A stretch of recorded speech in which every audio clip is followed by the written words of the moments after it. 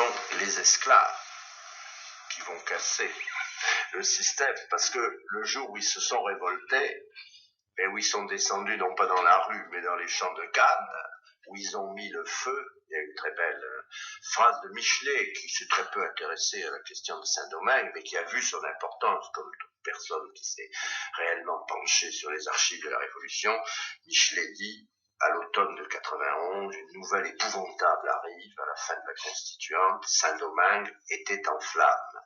Et cet incendie, c'est cet incendie de la richesse française de Saint-Domingue qui va faire que la question de l'esclavage va se présenter sous un jour, et de l'égalité des hommes libres de couleur, vont se présenter sous un jour tout à fait différent, puisque la richesse, elle n'existera plus.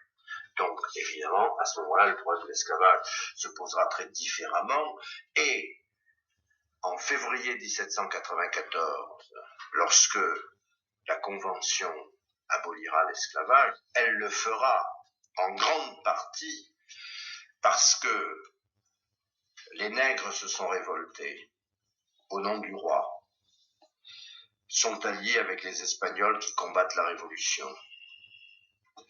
Les colons blancs ont appelé les Anglais.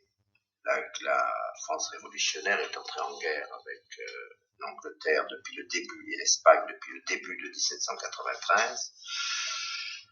Les Anglais occupent toutes les villes de Saint-Domingue, toute la partie de Saint-Domingue, appelée par les colons français avec qui ils signent un traité, avec Malouet, un des grands constituants, qui est parti en émigration, qui signe à Londres un traité avec les Anglais, leur passant provisoirement la souveraineté pour maintenir les propriétés et l'esclavage.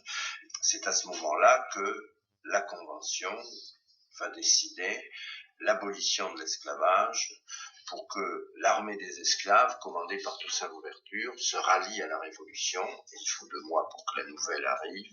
Toussaint Louverture conviera à la messe tout l'état-major espagnol avec qui il travaille, donc plusieurs généraux, qui à la sortie seront tous égorgés. Et Toussaint Louverture se ralliera, parce qu'il allait à la messe tous les matins, Toussaint Louverture se ralliera à la Révolution et deviendra, reconquérant entièrement pour la France révolutionnaire l'île de Saint-Domingue.